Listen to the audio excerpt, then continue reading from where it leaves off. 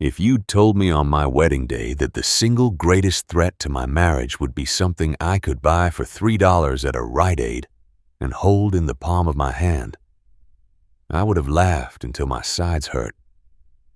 That seems like a lifetime ago. I am not laughing now. Well, mostly not.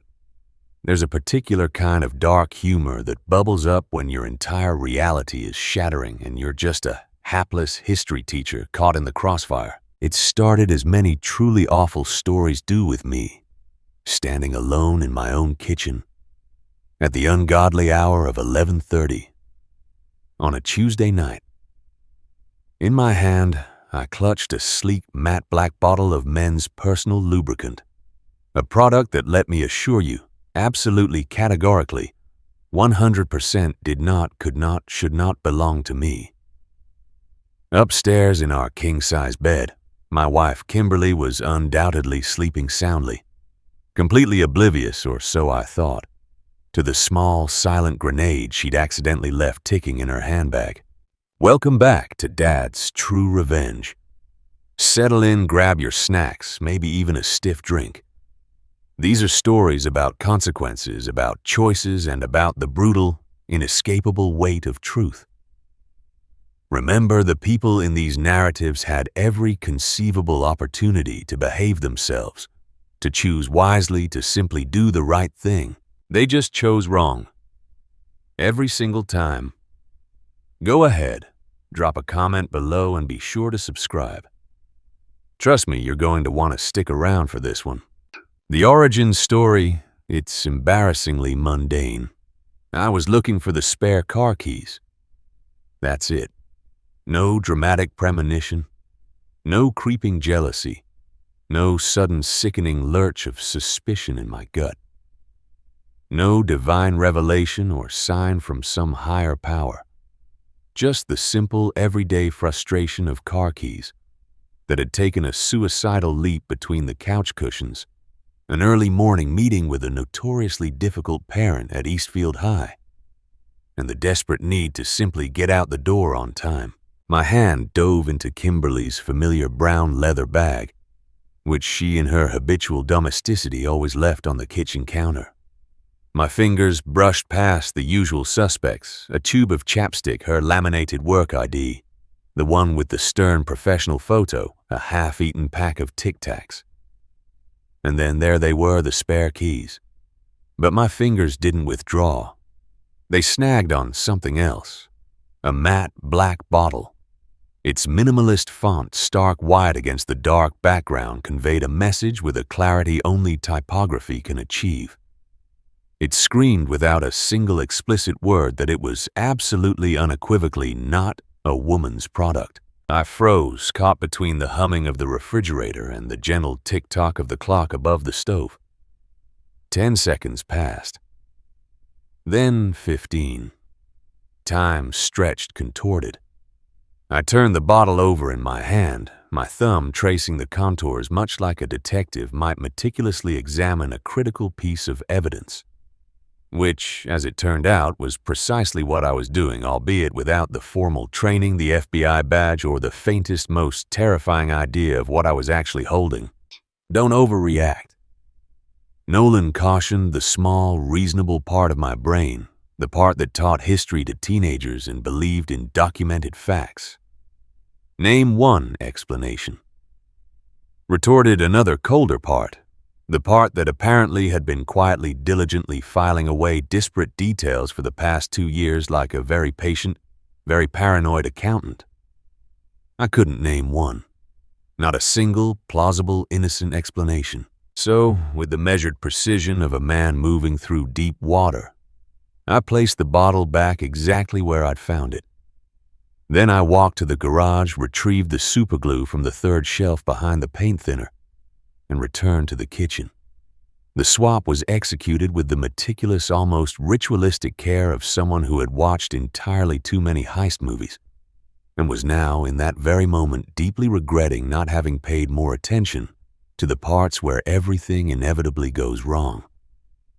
Did I think it through? I thought it through for approximately 4 seconds.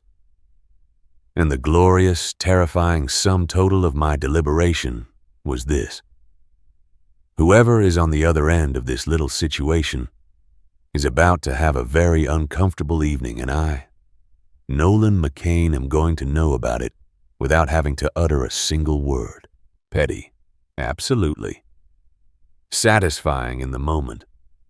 Oh, overwhelmingly so. Completely, catastrophically, federally, and internationally stupid. I had no earthly idea.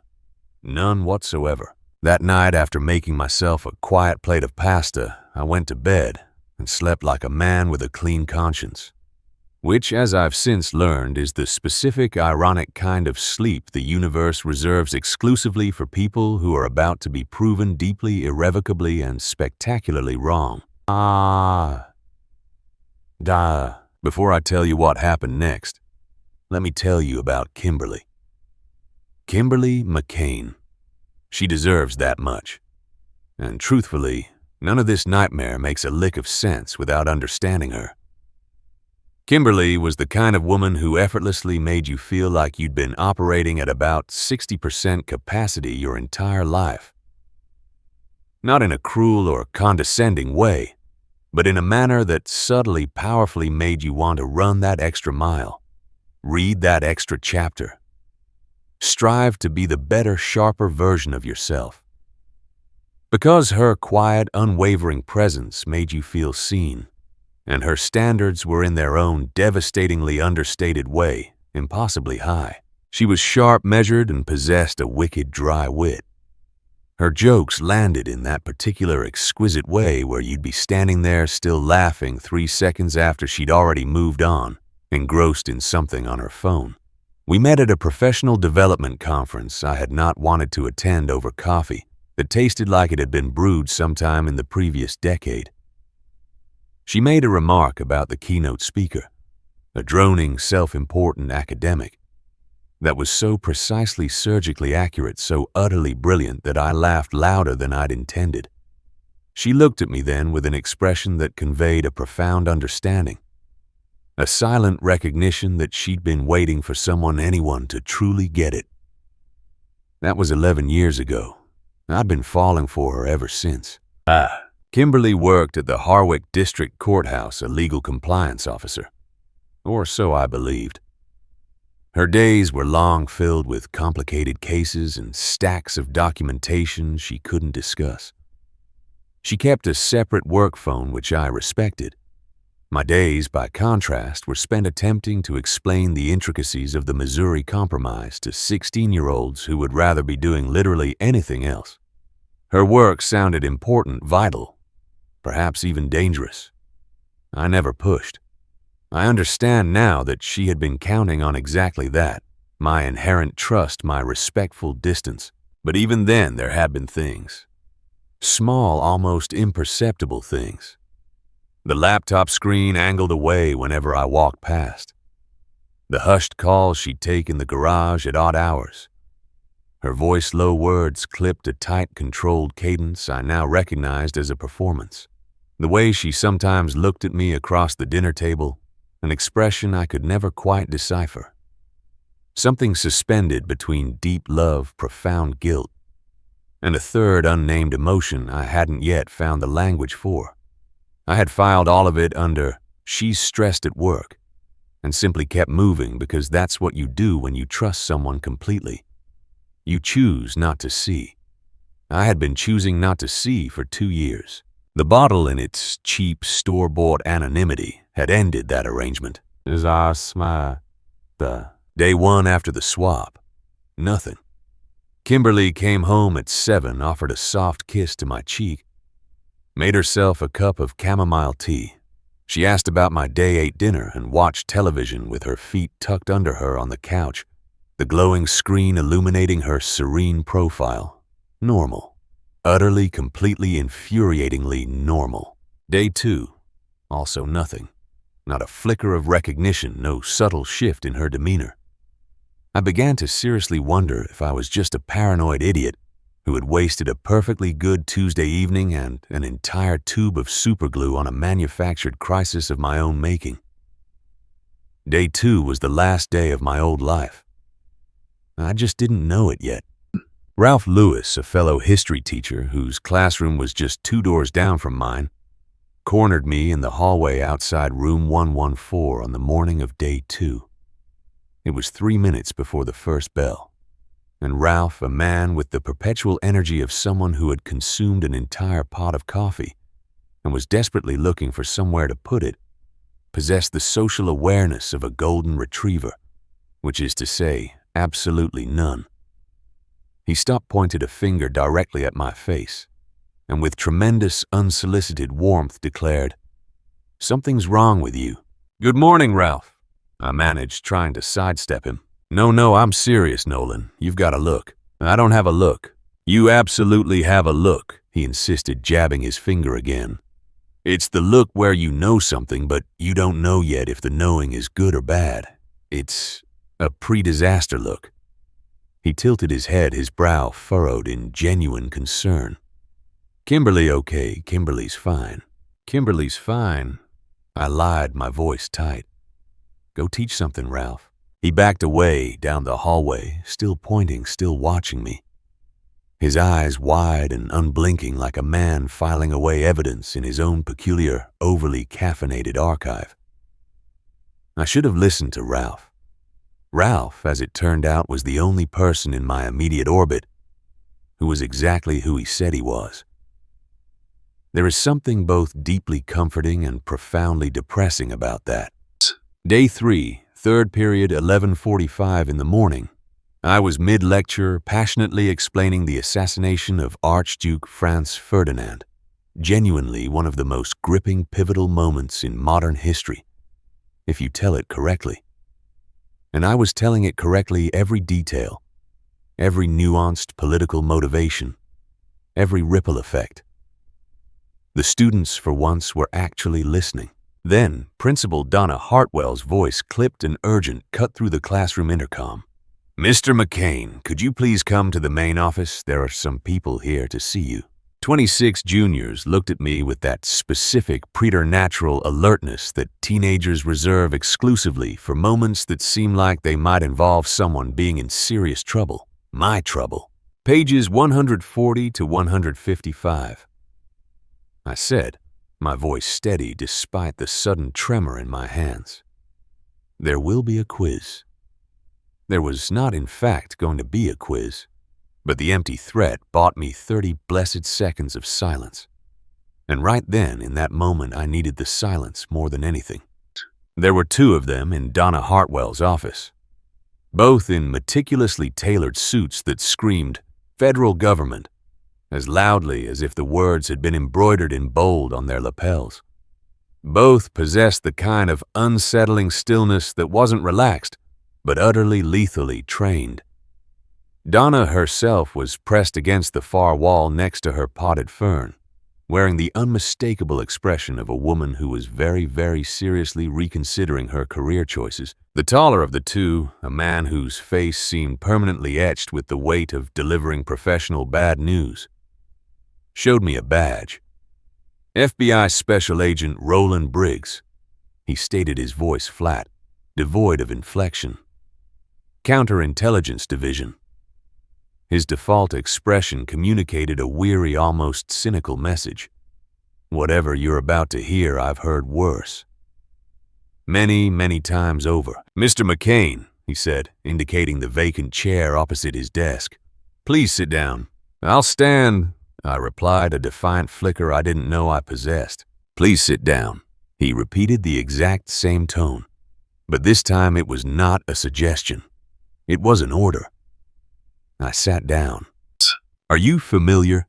Briggs began, opening a folder with the methodical precision of an executioner laying out his tools, "with Federal Evidence Protocol regarding the handling of monitored personal items during an active counterintelligence operation." I stared at him. "I teach high school history." "Yes, we're aware of what you teach, Mr. McCain." He didn't look up from the folder, his gaze fixed on some unseen point. "Are you familiar with the protocol?" "No," I admitted, my voice barely a whisper. He explained it then, slowly, clearly, and without a single dramatic flourish, which somehow made it infinitely worse. A counterfeiting syndicate. 18 months of painstaking federal surveillance. Sensitive defense intelligence illicitly moved across state lines cunningly concealed inside commercial lubricant bottles. Microfilm. A tracker. A micro-dot capsule.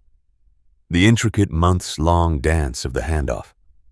Saudi crossed the highly trained courier collecting the bottle, noticing the tamper within minutes, vanishing without a trace within the hour. The primary target, a ghost of an operative going dark. 2 years of operational groundwork, meticulous planning, and countless man-hours. Gone. He closed the folder with a soft thwack. His eyes finally met mine. "You did that?" he asked. The room was utterly quiet. Donna Hartwell appeared to be studying a point on the wall approximately 6 inches above my head, with an almost terrifying intensity, as if her life depended on memorizing every imperfection. "I want to ask about my wife," I said, my voice steadier than I felt it had any right to be. Briggs and his associate exchanged a look, the kind of silent, loaded look that contains an entire unspoken conversation within its brief flicker. "Mr. McCain," Briggs warned, a soft, almost imperceptible caution in his tone. Don't say my name like that." I snapped, a sudden spark of anger igniting within me. "Don't give me the pause. Just tell me." "Your wife," Briggs said carefully, his voice calibrated for maximum impact, "has been an employee of the Federal Bureau of Investigation for 9 years. No. The fern in the corner of Donna Hartwell's office had one singular, dying brown leaf at the very bottom. I stared at it, mesmerized by its decay as the world spun around me. "She's not a compliance officer," I stated, the words tasting like ash. "No," Briggs confirmed. "She never was. 9 years. We had been married for 6. The math was sickeningly simple. "Is she safe?" I asked, cutting through the stunned silence. Briggs looked at me for a long moment, and something subtle shifted in his expression. Not warmth, not exactly. More like recognition.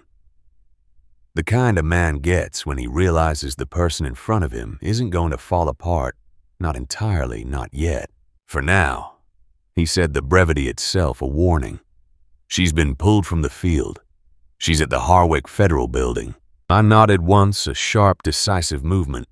I looked at Donna Hartwell, who now appeared to be silently praying to her potted fern. And I said, "Cancel my afternoon classes." I didn't know it yet, but I had just asked to be driven toward the first in a series of revelations that would systematically dismantle every single assumption I had ever made about my own life. The second revelation was waiting for me at the Federal Building. The third was buried in a file that an analyst named Priya Anand hadn't found yet. And the fourth, the truly devastating one, the one that would put me in a rain-soaked parking garage in Clarksville staring at a dead man, that one was still 3 weeks away. They drove me to the Harwick Federal Building in an unmarked car that smelled faintly of stale coffee and institutional ambition. I sat in the back, silent, watching the familiar landscape of Harwick, Tennessee, roll by through the tinted window. The diner on Clemens Street where Kimberly and I ate breakfast every single Sunday, where we'd laughed over greasy eggs and bad coffee. The sprawling park where we walked our imaginary dog when the weather was good. The imposing Harwick District Courthouse where she had never actually worked a single day. Each landmark, each memory was now twisted, tainted by the bitter knowledge of deception. And I did the thing I always did in moments of profound crisis. I tried to find the historical parallel. I sifted through the vast archives of my mind, searching for a precedent, a guiding narrative, a lesson from the past. I couldn't find one. History, for all its grand usefulness, for all its tales of empires falling and heroes rising, simply does not have a chapter dedicated to what to do when you discover that your wife of 6 years is a federal operative who has been living a double life with the calm, terrifying efficiency of a woman who has simply never found it necessary to tell you. My own carefully constructed personal history was now a fiction, and the realization was a cold alien hand gripping my heart. The federal building itself possessed that peculiar antiseptic energy of a place where unimaginably important things happened in deliberately unimportant-looking rooms. Briggs led me through a hallway that hummed with recycled air, and the hushed echoes of untold secrets stopping outside a door with a small reinforced window. Through it, I saw her. Kimberly. She was sitting at a table on the other side wearing the same crisp gray blazer she'd worn to work that morning. Her hands flat on the table in front of her. Not cuffed, but there was something profoundly different about her posture. The performance was gone. All of it. The careful, curated ease she wore every single day like a second skin had been shed. And what was underneath was someone I both recognized completely in the deepest part of my soul, and simultaneously didn't know at all. She looked up, her gaze meeting mine through the glass. I don't have the right words for what moved across her face in that moment. I've spent 12 years finding language for the vast, complex spectrum of human experience, teaching teenagers how to articulate the inarticulate. And still I don't have it. It wasn't guilt, not entirely. It wasn't relief, not solely. It was something that looked profoundly like a person finally setting down an extraordinarily heavy, invisible burden after carrying it for a very, very long time. Briggs opened the door. I walked in and sat across from her, the heavy door closing softly behind me, sealing us in a bubble of silence. "I'm sorry," Kimberly said, her voice a low murmur, the first sound to break the quiet. "How long?" I asked, my voice raw, stripped bare. "Since before we met. Were we—" I stopped the word catching in my throat, then tried again. "Was any of it—" "All of it," she said immediately, firmly, her gaze unwavering. It was as if she'd rehearsed the answer 1,000 times, and it still hadn't gotten any easier to say. "Nolan, all of it was real. Everything that was us was real. I need you to hear that before anything else. You lied to me every single day for 6 years about work." I retorted, the anger finally bubbling to the surface. "Not about us." I laughed, a sharp, bitter sound that came out wrong, too short, too cutting. "That is a distinction you are going to have to walk me through very, very slowly, Kim. Because from where I'm sitting right now, those two things are not as separate as you seem to think they are." "I know." Her voice broke a fragile crack in her composure on the second word, but she pulled it back together with the kind of precision that told me she'd been pulling herself together, under pressure, for a very long time. "I know what I took from you. I'm not going to tell you it was okay, because it wasn't. It was unforgivable. But I need you to know that I chose you. Every single day, through every operation, every cover story, every closed door, I chose you. And there were days when choosing you cost me more than you'll ever understand." That last sentence, I filed it away without truly knowing why, a quiet, unsettling premonition. It would matter later. It would matter enormously. "Tell me about the bottle," I said, needing the cold, hard facts. She walked me through it, her voice regaining its professional cadence. The syndicate, the microfilm operation, the intricate, controlled handoff she'd been running for months, a delicate ballet of deception. The bottle itself, not just an object, but a carefully engineered evidence container, tracked, embedded with sensors meticulously placed. The night of the exchange, it was supposed to be the one-time glue. The syndicate's top handler, a ghost with no name and no record who had been operating invisibly for over a decade, was finally supposed to surface in person. One moment, one identification. The entire multi-agency operation hung precariously on that single fleeting opportunity. And then her history teacher husband had come along with a cheap tube of superglue, and in his petty, ignorant rage had inadvertently turned the entire vital operation into an artifact of failure. The courier noticed within minutes. Kimberly explained, a tremor in her voice. Sadie Cross. She's experienced. She felt the weight difference check the seal and disappeared into the night. Our glue went dark within the hour. She paused, her gaze fixed on something beyond me. Roland is furious. Roland Briggs just told me I destroyed 2 years of federal work in my kitchen on a Tuesday night. I said, a dry, bitter edge to my tone. Furious seems reasonable. Nolan. She looked at me, her eyes steady earnest. I need you to know something. The reason I never told you, it wasn't only protocol. From what I pressed, sensing a deeper truth. A pause. That same careful, almost imperceptible door, closing behind her eyes. The exact same door I'd seen once before at the federal building when I'd asked about the superglue. That's classified, she said quietly. 2 times now. 2 direct questions about the same nebulous shadow. 2 identical doors closing just a fraction. Too smoothly, too silently. I was a history teacher. Yes, not an agent, but I had spent 12 years teaching people how to read between the lines, how to analyze what wasn't said, how to understand the subtext of human behavior. And what wasn't being said was now filling the room a palpable, suffocating presence.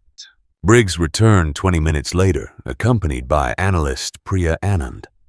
She was a compact, precise woman in her early 30s who gave the immediate impression of someone who had not only read every single file in the building, but remembered all of them, every obscure detail, every cross-reference. She laid out the grim situation with the chilling efficiency of a surgeon preparing for a complex critical operation. The syndicate knows Kimberly's cover is compromised. Priya stated, her voice brisk and devoid of emotion. They are watching her known associates. That means you, Mr. McCain. Witness protection was on the table. Disappearing, vanishing into thin air was on the table. Or, Briggs interjected, his gaze piercing, you help us rebuild. You help her. Help you how? I asked, bewildered. You're uncatalogued, Briggs explained, leaning forward, his voice a low, compelling rumble. They don't have your face, your voice, your profile. You're the one clean asset we have left.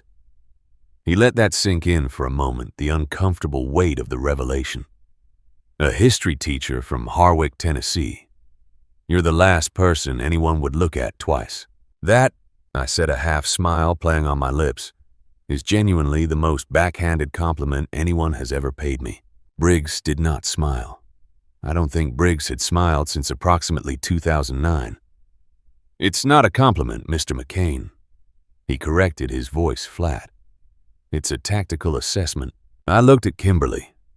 She was looking at the table again, that familiar habit she had when she was managing something she didn't want visible on her face, masking her true emotions.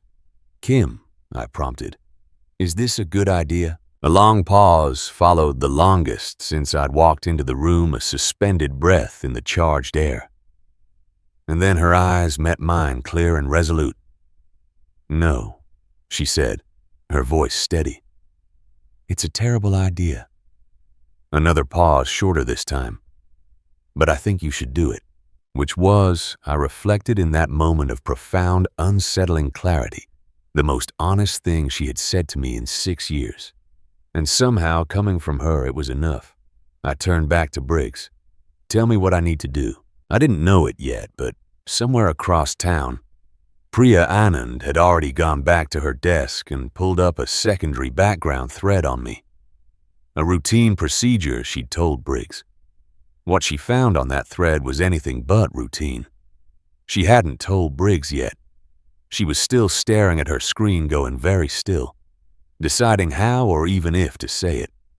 They sent me to the Hollow 3 days later, a safe house deep in rural Arkansas that looked from the outside exactly like what it was supposed to look. Like a forgettable farmhouse 40 minutes outside of nowhere, with a gravel driveway and a porch light that flickered perpetually, almost forlornly.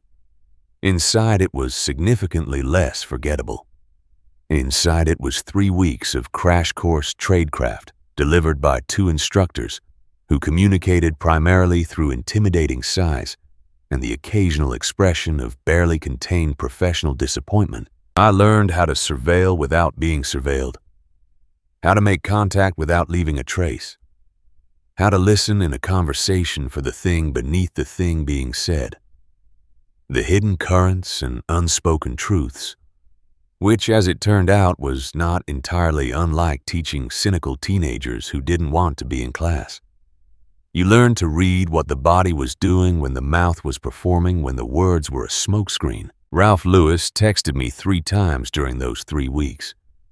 The first said, "Told you." The second said, "Donna told me about the FBI guys. You okay?" The third said, "If you're in witness protection, you could have just said so, man. I would have kept it quiet." I did not respond to any of them. This was, professionally speaking, the correct procedure. It was also the hardest thing I did in Arkansas. Kimberly and I spoke twice. Short, monitored calls. She sounded like herself. Careful and warm and funny in that devastating way that still made my heart ache. But there was something underneath it that was new. Or maybe it wasn't new. Maybe I was finally hearing something that had always been there now, that I knew what I was listening for, now that my perception had been brutally sharpened. On the second call, right before she hung up, her voice softened, dropping to a near whisper, as if she could somehow evade the monitors. "Nolan, when this is over, I'm going to tell you everything. Every single thing, every secret, every lie, every truth, and then you can decide." "Decide what?" I asked, my voice tight. "Whether any of it changes anything," she replied. I thought about that for a long time. In the oppressive darkness of the Arkansas farmhouse, the silence pressing in around me. I thought about whether love can truly survive the discovery that the person you love has for years been an entirely different person than you thought. About whether the map being wrong means the territory itself has fundamentally changed. About whether 6 years of real mornings, real dinners, real laughter, real intimacy could be retroactively made false by the existence of a separate parallel truth, a meticulously constructed shadow life. I didn't have an answer, but I was going to Memphis to find one. Baldermore Antiques sat on a quiet tree-lined street in Memphis, a grand old building that seemed to have decided decades ago to simply outlast everyone around it. 3 floors of exquisitely curated European antiquities, gleaming brass door handles, the rich, comforting scent of old wood and even older money. Karsten Mole had run it for 11 years.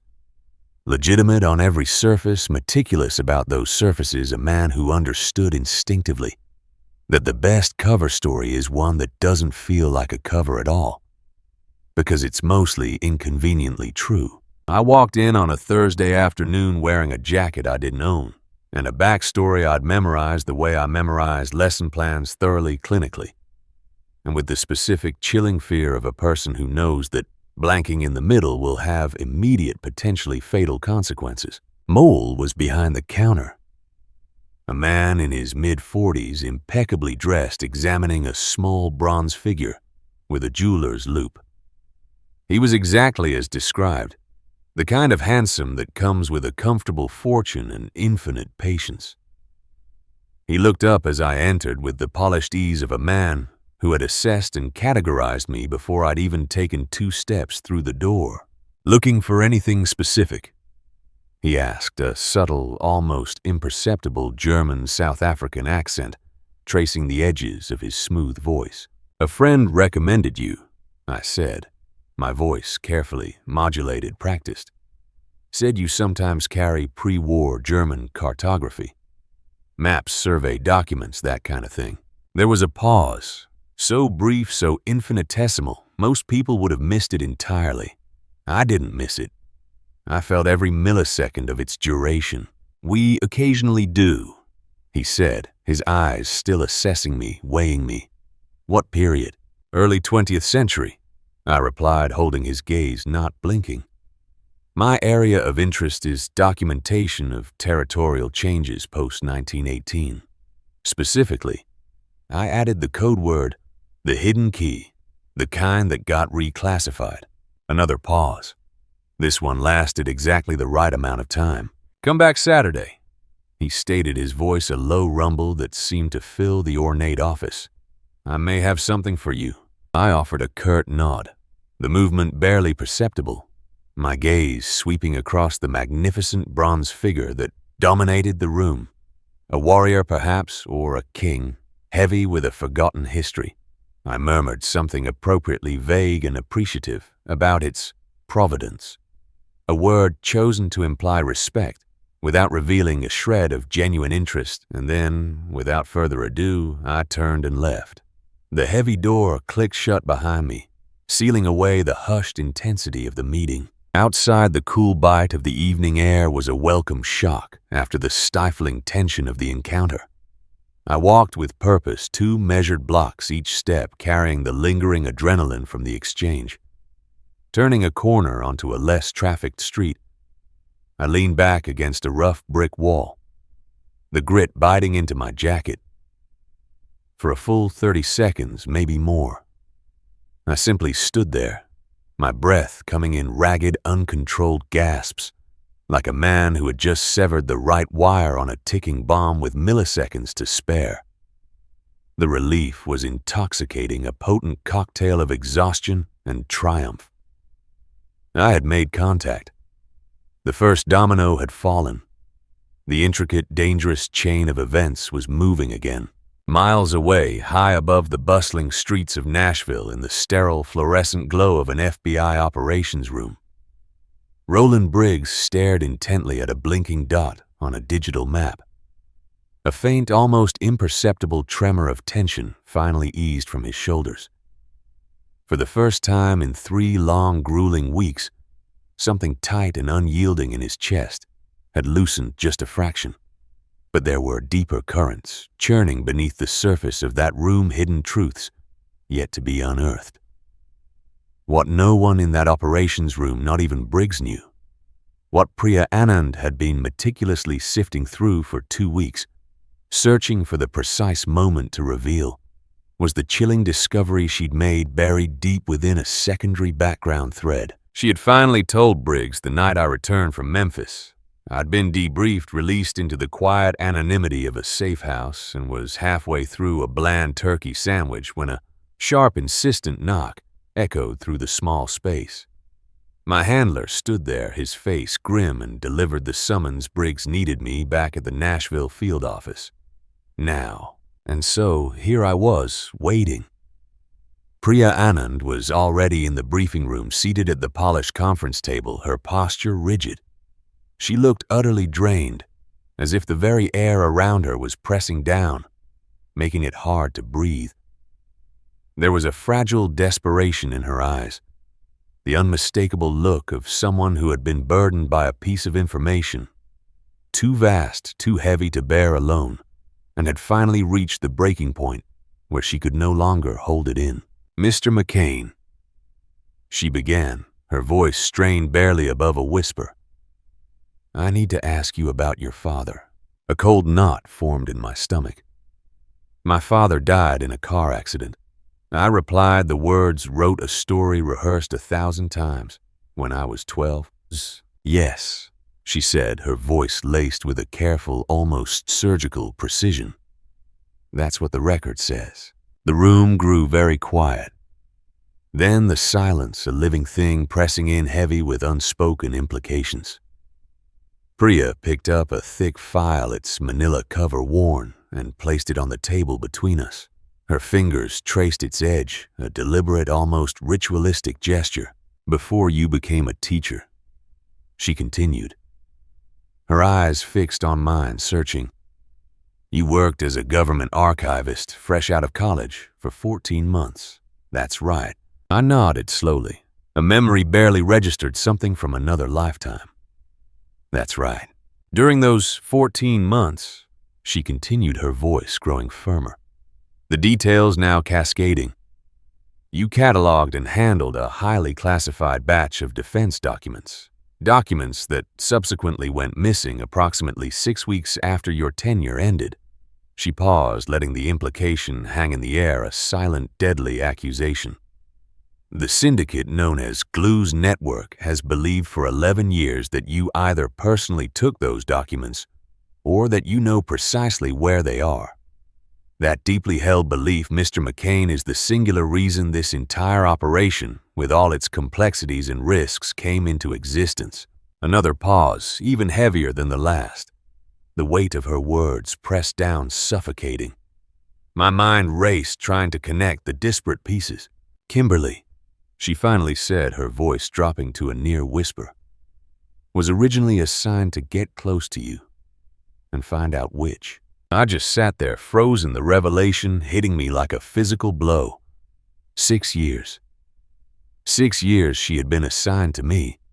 The memory of that conference, the stale air, the shockingly bad coffee, her perfectly calibrated, witty remark about the keynote speaker, every detail, every shared glance, every soft touch, replayed in my mind, now tainted, twisted into a calculated performance. All of it from the very start had been a job. A cold professional assignment. The world tilted on its axis.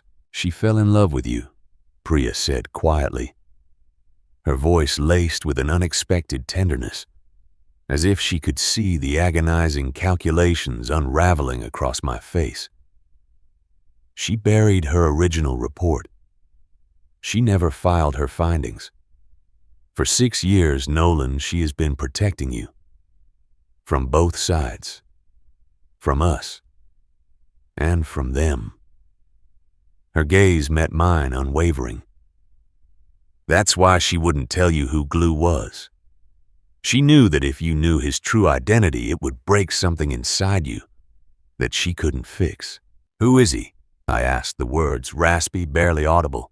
Priya opened the file, turning it slowly to face me. I looked at the photograph for a long, agonizing time. My father. Edgar Finch.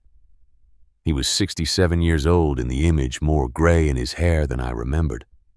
But then again, I didn't remember much. I'd been 12 when he supposedly died. For 26 years, he had been, as far as I knew, a ghost. In the photo, he looked remarkably calm, unhurried, his eyes possessing a disconcerting depth. It wasn't the calm that came from peace or contentment. It was the kind of unnerving tranquility that emanated from the absolute, unshakable certainty that you were without question the most dangerous person in any room you entered.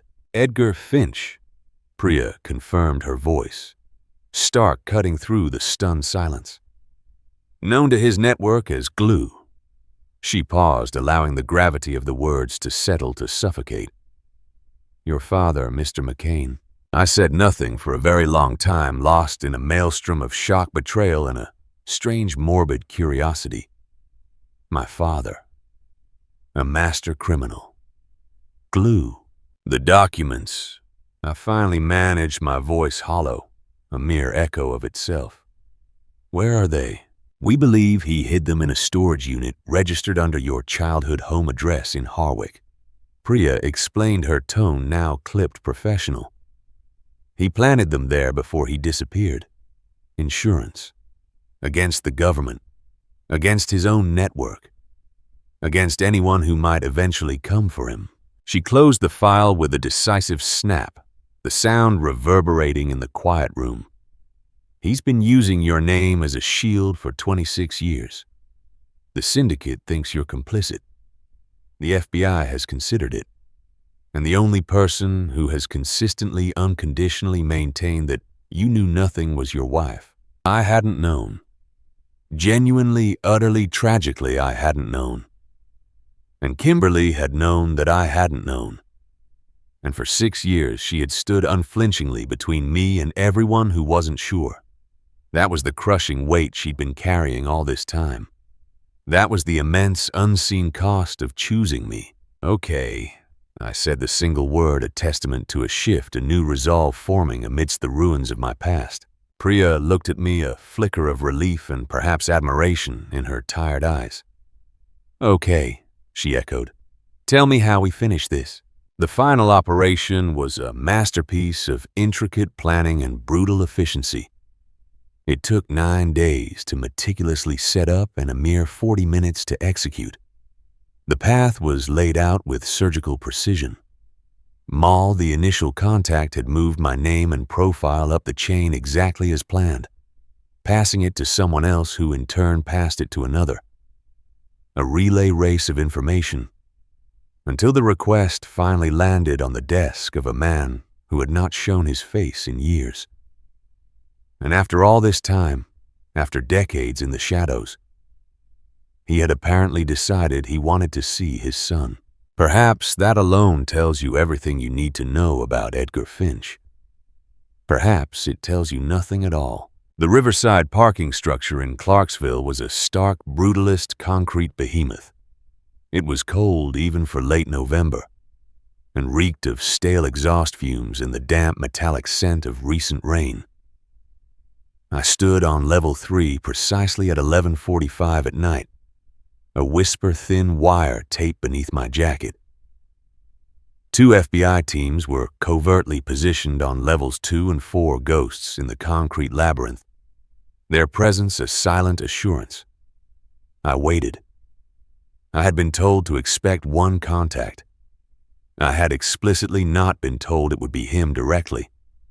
That particular critical piece of information had been deliberately withheld from me, presumably because everyone involved had correctly assessed that I would have harbored rather significant feelings about it. He came alone, or at least appeared to. He was tall, I remembered, with a jolt.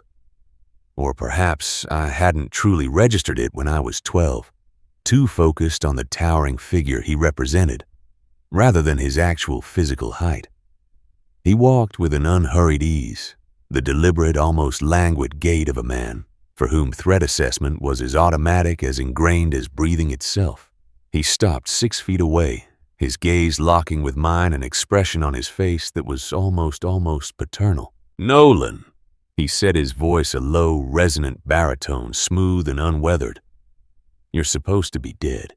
"I've been many things," I replied, my voice steady despite the tremor in my hands. He almost smiled, a faint, fleeting curl of his lips. Dead was convenient for a while. 26 years of convenient. He surveyed me from head to toe, a proprietary gleam in his eyes. "You turned out well." It was said as if this were a perfectly normal observation, a casual exchange between a father and son meeting for the first time in over 2 decades, in a desolate concrete parking garage surrounded by unseen federal agents. "History teacher. That's good. You always liked stories." "I teach history," I corrected, a sharp edge in my voice. "Not stories, there's a difference." He tilted his head slightly, a gesture so familiar, so disarmingly innocent, yet utterly chilling in this context. "Is there? I've found they're largely the same thing. The version that wins is merely the one with the most convincing narrator. The documents are in the storage unit on Kellner Road," I stated, cutting through his philosophy, forcing him back to the harsh reality. "The FBI already has them. It's done." Something shifted in his expression then. Not panic, not even genuine surprise.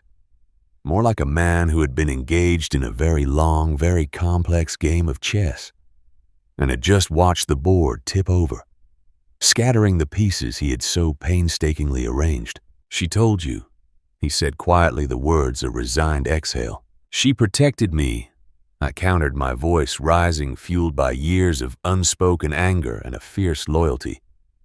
"For 6 years. From you, from your network, from the people who thought I was part of this. She stood between me and all of it. And she never told me because she knew it would." I stopped, steadied myself, forcing the raw emotion back down. "It doesn't matter, it's over." A long silence settled between us, punctuated only by the drumming of rain on the concrete outside and the distant muffled murmur of the river. "I wondered when you'd find your way here," he said, finally. His voice laced with an unsettling blend of pride and fatalism. The line was delivered with the effortless ease of a man who had been saving it, practicing it, perfecting it for years. I recognized the instinct instantly. It was mine, too. The perfectly timed remark, the calibrated exit line. I'd apparently inherited it. "I know," I said, a bitter taste in my mouth. "That's why I came." I took a deliberate step back, a signal. From the deep, oppressive shadows on either side of the column, 2 FBI agents materialized, their movements swift and silent. Edgar Finch Glue the man. Nothing had ever stuck to slowly raised his hands. There was a profound calm in his movements. The resignation of someone who had always known this was the only available ending and had simply been postponing the inevitable. Then from the shadows to my left, where she had absolutely not been authorized to be, Kimberly stepped out. She was wearing a jacket I recognized instantly. One from our closet at 11 Briarwood Drive. The familiar fabric, a jarring reminder of a life that felt both impossibly distant and painfully present.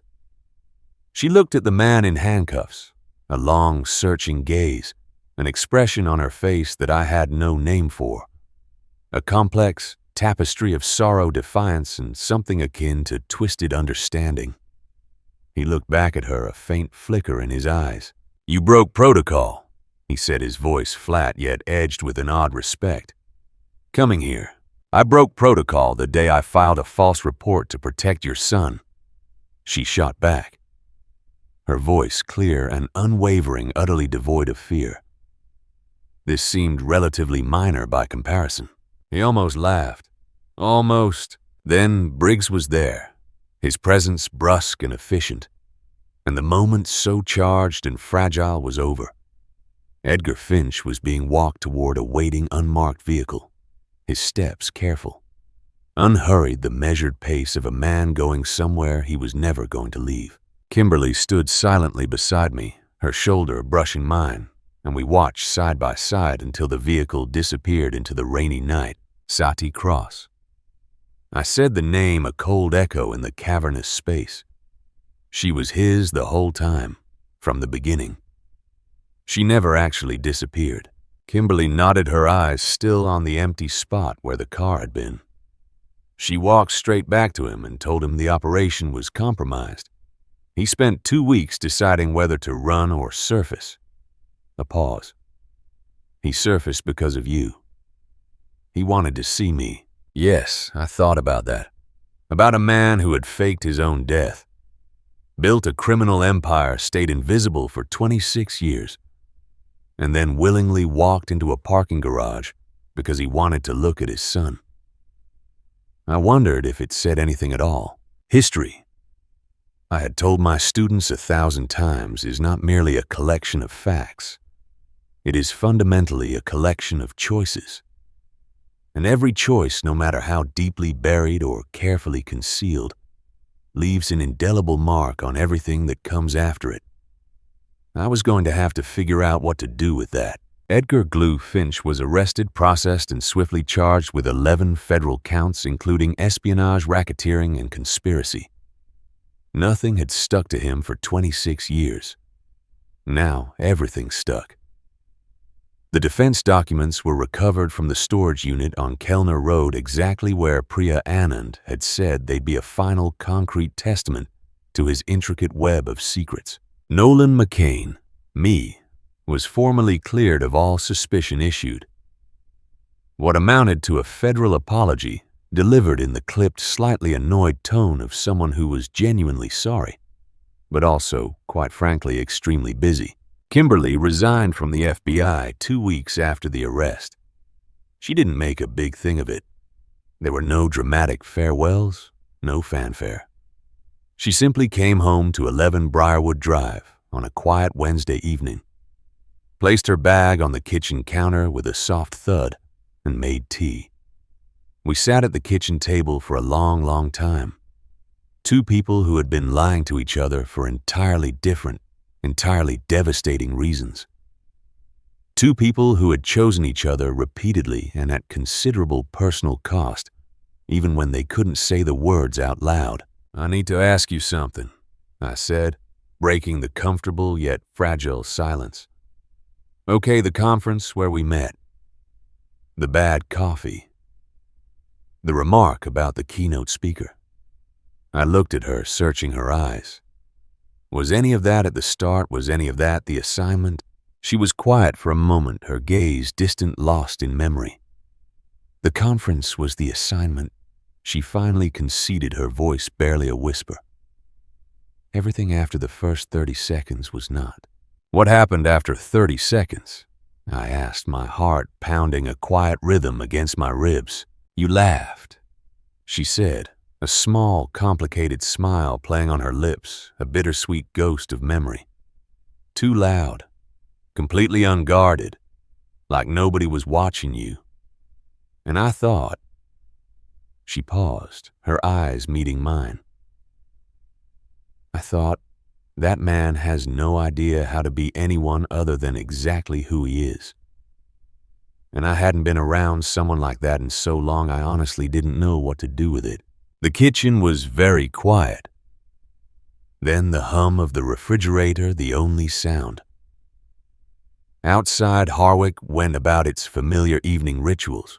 On the counter next to her bag, there was a small matte black bottle with minimalist font, its purpose enigmatic. I didn't know how it had gotten there, and I didn't ask. Perhaps Kimberly had placed it there deliberately. Maybe it was a reminder, a physical echo of the past. Or perhaps it was her particular devastating sense of humor finally surfacing, unleashed after 6 years of meticulous management. Neither of us moved it. Neither of us laughed. But almost. Almost we did. If you like this story, join our community by hitting that like button and subscribing for more real, raw, and family-centered stories. And as always, thank you for being a part of this sphere.